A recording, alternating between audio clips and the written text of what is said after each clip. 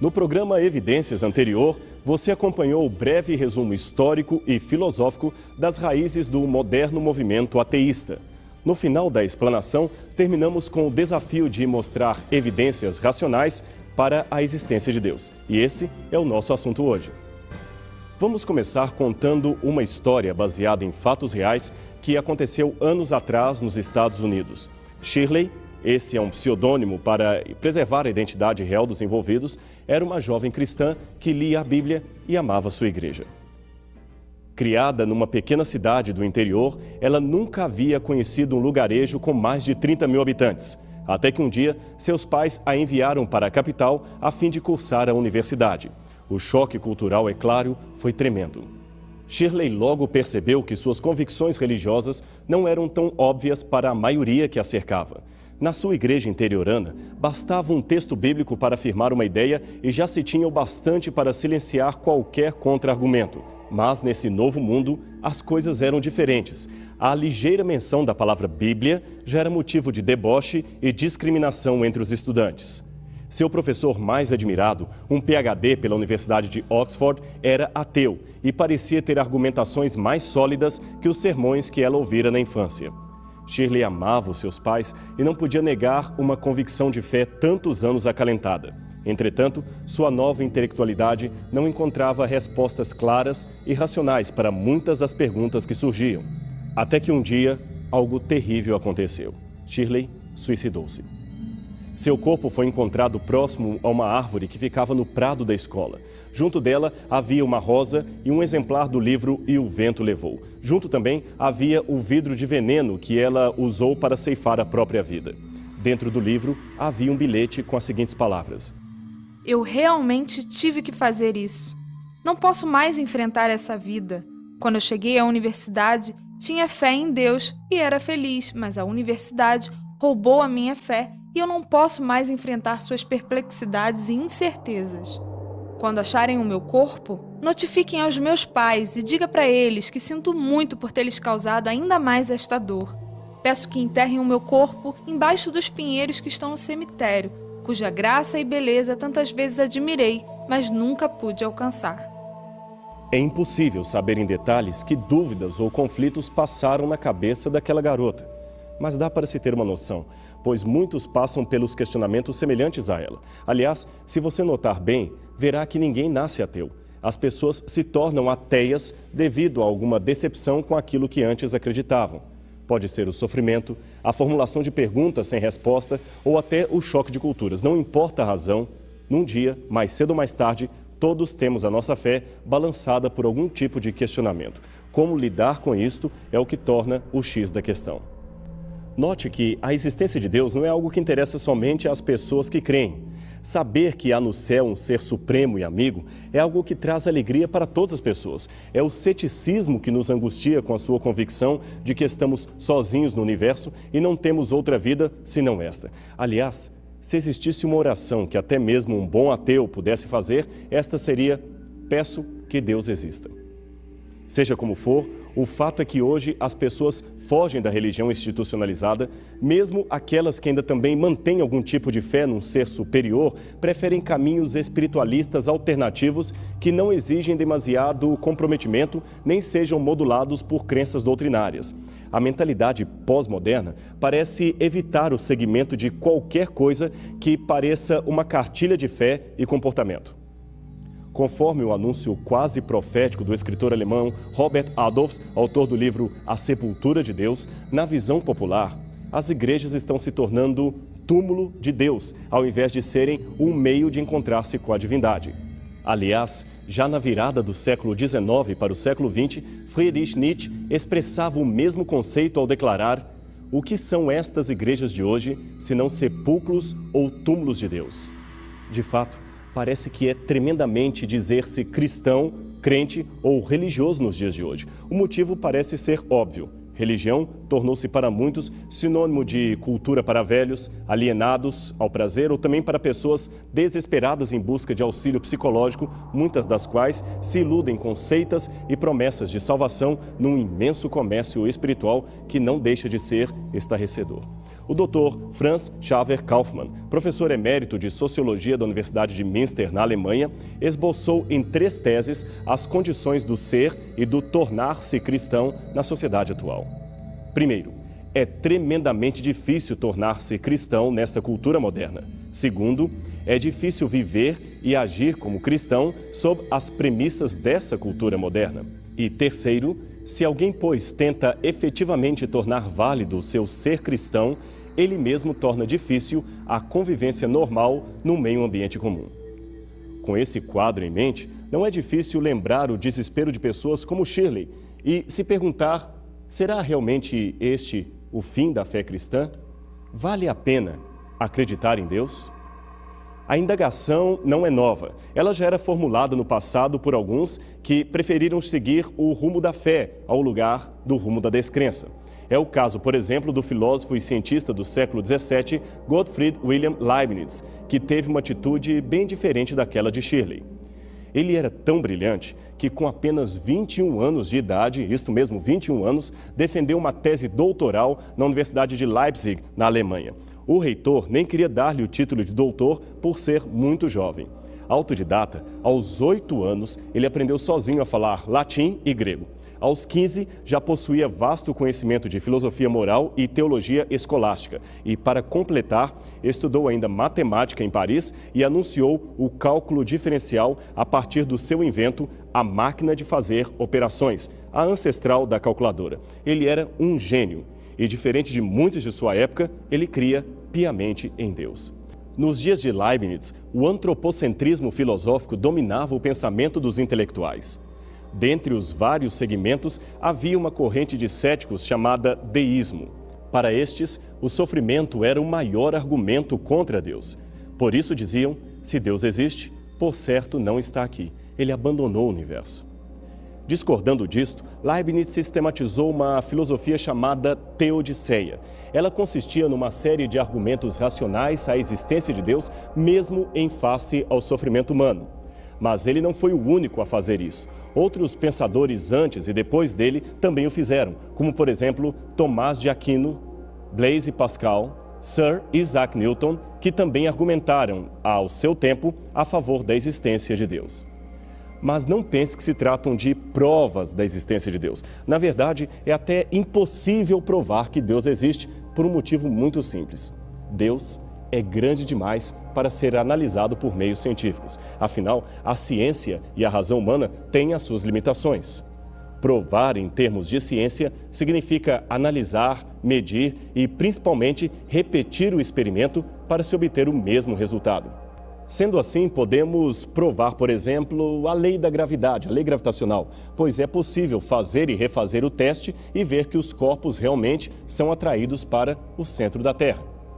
Mas há coisas que não dá para simplesmente repetir ou experimentar em laboratório. É o caso, por exemplo, de alguns enunciados da geometria e da matemática.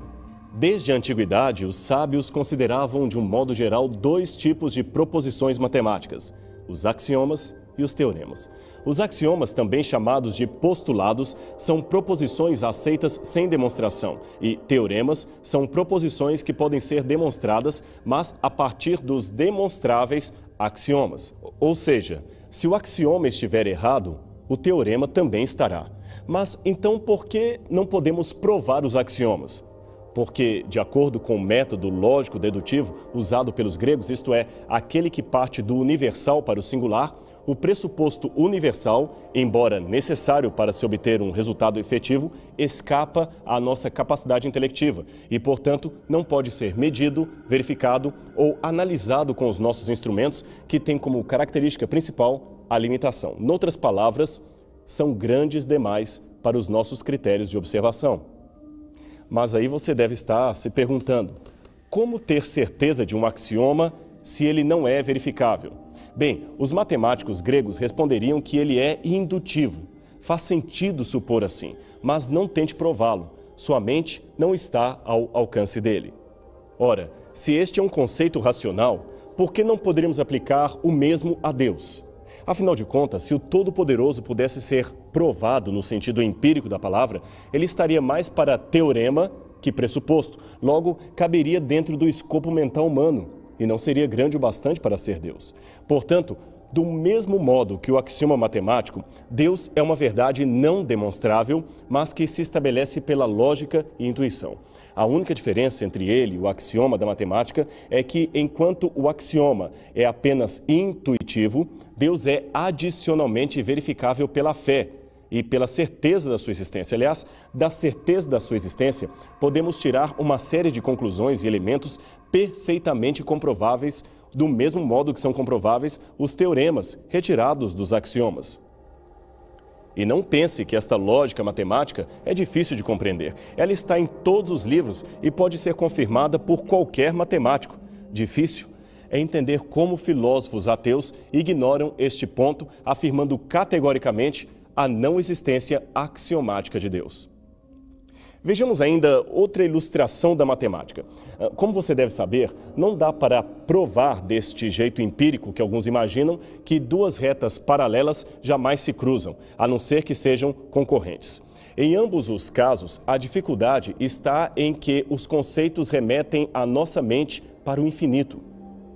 As provas oferecidas para esses e outros enunciados geométricos são reconhecidamente complexas e, em alguns casos, até contraditórias. Basta para isso ver a polêmica sobre o axioma das paralelas, o quinto postulado de Euclides, que envolveu grandes nomes da matemática, especialmente no século XIX. Só para você entender um pouco dos bastidores desta polêmica, saiba que por quase 2000 anos, desde o ano 300 a.C., quando viveu Euclides, até meados de 1700, a sua geometria dominou soberana o mundo da matemática. Mas muitos percebiam de longa data que o seu quinto postulado apresentava alguns problemas. De acordo com a visão de Playfair do século XVII, o quinto postulado de Euclides dizia: por um ponto exterior a uma reta, passa apenas uma outra reta paralela à primeira. Ora, os estudiosos de Euclides, que viveram a partir do século XVII, logo começaram a perceber que a questão da unicidade das paralelas era ou seria polêmica, pois implicava na existência de um ponto-encontro e não um encontro de duas retas concorrentes que poderia estar além dos limites da verificação. É que, nesta época, o método dedutivo de verificação estava sendo substituído pelo indutivo, que preferia partir do particular, isto é, do verificável, para o universal, bem o oposto do método anterior. Assim, pelo método da indução, que aliás era o próprio método científico, seria impossível verificar o postulado euclidiano. Afinal, como afirmar a existência de algo que não pode ser realizado dentro do universo inteiro, nem mensurado pelas medidas humanas? Esta era uma questão bastante delicada na época. Por outro lado, o curioso é que a vericidade do quinto postulado de Euclides não foi questionada até meados do século XIX. Era claro que duas retas ligeiramente concorrentes acabariam se encontrando em algum ponto teórico e as exatamente paralelas não. Mas a verificação disto não era algo tão simples assim. Aliás, veja este trecho de uma carta escrita em 1817 por um dos mais renomados debatedores da época, o físico e matemático alemão Johann Carl Friedrich Gauss. Estou cada vez mais convencido de que não se pode demonstrar pelo simples raciocínio a necessidade da geometria euclidiana.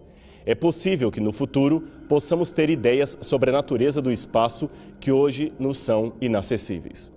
Finalmente, em 1832 e depois em 1840, dois matemáticos, trabalhando de modo independente e até quase secreto, propuseram uma solução radical para o dilema. Um deles era o estudioso húngaro Bolyai Farkas e o segundo, o geômetra russo Nicolas Ivanovich Lobachevsky. Ambos resolveram tentar a única via que restava: construir uma geometria que aceitava todos os axiomas de Euclides, menos o quinto, que falava das paralelas. Eles fizeram um excelente trabalho, disto não resta dúvida, mas a crítica feita por alguns é a de que os novos modelos, ao invés de solucionarem o problema da consistência, apenas deslocaram seu foco. No caso, por exemplo, da geometria de Riemann, outro proponente da época, a geometria de Euclides foi usada para criar uma noção vaga de espaço físico usual em contraste com o espaço infinito, também chamado real, o que seria objeto das novas geometrias não euclidianas. São sistemas de fato extremamente interessantes, porém não mais nem menos reais que o sistema original de Euclides. De novo, caímos no campo do não demonstrável. Mas deixando para os entendidos em matemática as discussões acerca desta polêmica, o que nos interessa filosoficamente nesta discussão é que, além da demonstração de caminhos alternativos à matemática euclidiana dos paralelos, ficou claro que é possível provar a impossibilidade de provar algo em um dado sistema do conhecimento humano. Noutras palavras, há coisas que são absolutamente verdadeiras, porém impossíveis de serem provadas, não por uma falha delas, mas pela limitação da nossa mente. No caso específico das paralelas infinitas, teríamos que ter uma capacidade de verificá-las de um a outro ponto do infinito para certificar que realmente são contínuas e jamais se cruzam. Esta, repetimos, é uma verdade que podemos enunciar porque é lógico, faz sentido, mas não podemos provar porque está além do nosso alcance. Ninguém em sã consciência questionaria a racionalidade cada vez mais crescente da geometria. O mais surpreendente, porém, de forma lógica, é a independência que ela desfruta do cérebro humano ao demonstrar a limitação racional deste. Aliás, este chega a ser o seu maior destaque em relação a outras áreas da matemática. Como disse Friedrich Bessel, um dos maiores matemáticos e astrônomos alemães do século XIX, enquanto o número é produto exclusivo do nosso espírito, o espaço tem uma realidade para além do espírito, cujas leis não podemos prescrever completamente. Imagine agora estas mesmas palavras aplicadas à mente racional que fez o espaço, a saber, Deus. Novamente, para a tristeza da lógica ateísta, somos obrigados a cair no conceito de algo superior a nós, na convicção que existe um ser absolutamente real, supremo e divino que comumente chamamos de Deus. E, como já dissemos anteriormente, se esse Deus pudesse ser provado dentro das limitações humanas, não seria grande o bastante para ser o Deus da Bíblia. Por isso, é razoável concluir que está a favor dos crentes o fato de não podermos provar que Deus existe, mas apenas enunciar racionalmente a sua existência, pois é uma coisa lógica de se crer. E é por esta mesma razão que a Bíblia também afirma em Hebreus, capítulo 11, verso 5, que quem vai a Deus precisa crer que Ele existe e que recompensa os que o procuram. É importante, porém, não confundir o que acabamos de ver com aquela argumentação, digamos até infantil, que diz mais ou menos assim: o ateu não pode provar que Deus não existe, e esta é uma prova de sua existência. Ora, esse argumento jamais deveria ser usado pelos crentes, pois também não podemos provar que fadas azuis não existem, e isto não as torna necessariamente existentes. Tal raciocínio é equivocado e não tem nenhuma relação com os enunciados geométricos que você acabou de ver. No caso específico dos argumentos racionais para a existência de Deus, intelectuais de prestígio como o filósofo Caspar preferem chamar esses indícios não de provas, mas de convites argumentados à fé. Ou, como diria Santo Tomás de Aquino, caminhos para a compreensão de Deus. Noutras palavras, Deus passou pela história e deixou rastros nela. Vejamos, portanto, alguns de seus indícios. Argumento cosmológico. Pense um pouco e imagine. De onde vem o universo? Existe uma lei física de causa e efeito que estabelece que as coisas não existem do nada. Sempre há uma causa que precede o efeito. Há um provérbio latino que diz ex nihilo nihil fit, que quer dizer do nada, nada se produz. Tudo teve uma causa que o originou. Ora, desde que Albert Einstein propôs a teoria da relatividade, ficou estabelecido que o universo não é eterno, mas teve um começo. Mas é aí que gera o problema para o ateu. Se do nada, nada se produz, o que havia antes do universo começar a existir? O nada? Ora, se não havia nada, por que hoje há algo? Lembremos, do nada, nada se produz. Não seria mais inteligente admitir que, ao invés de nada, havia um Deus? Alguém certa vez, tentando contra-argumentar esta ideia, perguntou: e se Deus foi originado por outro ser que viveu antes dele? A resposta é simples. Então este outro é que seria Deus, pois o segundo seria, como nós, apenas uma criatura dele. Não tem saída. Ou acreditamos num Deus eterno que criou tudo e não foi criado por nada, a causa primeira, ou caímos no retrocesso infinito. Portanto, a existência de um Deus eterno, sem começo nem fim, é necessária para explicar a própria existência do universo. Argumento do movimento. Graças à sistematização teórica do astrônomo belga Georges Lemaitre, sabe-se que o universo, longe de estar estagnado, encontra-se em expansão. Ele está se expandindo como uma bola de gás. Assim, em termos físicos, podemos dizer que o universo está em constante movimento. Contudo, a mesma física estabelece que nenhum movimento se dá sem uma causa que o impulsione. Se vemos, por exemplo, uma bola rolando, automaticamente deduzimos que alguém provocou aquilo, pois a bola não movimentaria sozinha de um canto para outro sem uma ação externa. Logo, se o universo um dia entrou em movimento, algo foi responsável por esse movimento. E por que não crer que esse algo poderia ser uma pessoa, no caso, Deus? Argumento do design inteligente. Todos os aspectos da vida natural parecem seguir uma estrutura complementar que supõe um projetista original. Note o vento que espalha sementes, a chuva que as faz germinar, o sol que lhes proporciona vida, o animal que come a planta, tudo segue uma perfeita sincronia. Tanto é que a transgressão de uma destas leis traz consequências sérias para a natureza e, em especial, o gênero humano. Ora, você é inteligente. Crer que toda esta complexa engenhosidade é fruto do acaso requer muito mais fé da parte do observador que aceitar a hipótese racional mais simples de que o universo foi planejado por alguém de inteligência infinitamente superior. Temos ainda outro argumento muito interessante, usado desde os filósofos estoicos para estabelecer a crença racional na existência de Deus. É o chamado argumento étnico. Em todas as culturas, por mais ou menos avançadas que sejam, há uma ideia de Deus interpretada de maneira localizada. Não existe nenhum povo do mundo inteiro que seja inteiramente sem religião. Todas as tribos já contatadas, todos os povos antigos cujos registros chegaram até nós tinham uma ideia de Deus e religião implantada em sua cultura. Agora, cabe a pergunta: quem espalhou pelos povos a noção de divindade? Isso nos faz concluir que a tradição a respeito da existência de Deus é, no mínimo, tão antiga quanto a própria raça humana, desde os seus primórdios, adotando costumes de adorar religiosamente um ser superior aos homens. Mas o ser humano não é apenas razão. A emotividade também é algo fundamental no nosso ser. Sendo assim, as nossas emoções também poderiam ser um argumento da existência de Deus? Claro que sim. Trata-se do argumento psicológico. Como já dissemos, ninguém nasce ateu. As pessoas se tornam ateias por alguma razão. Mas, em algum tempo, elas creram em algo superior a elas mesmas. Elas creram em Deus. Por isso, é sensato admitir que, psicologicamente falando, o teísmo, isto é, a crença em Deus, é o sentimento primeiro e natural de todas as pessoas. Ora, se há esse sentimento, devemos supor também que exista o seu correspondente, aquele que lhe preencha a expectativa.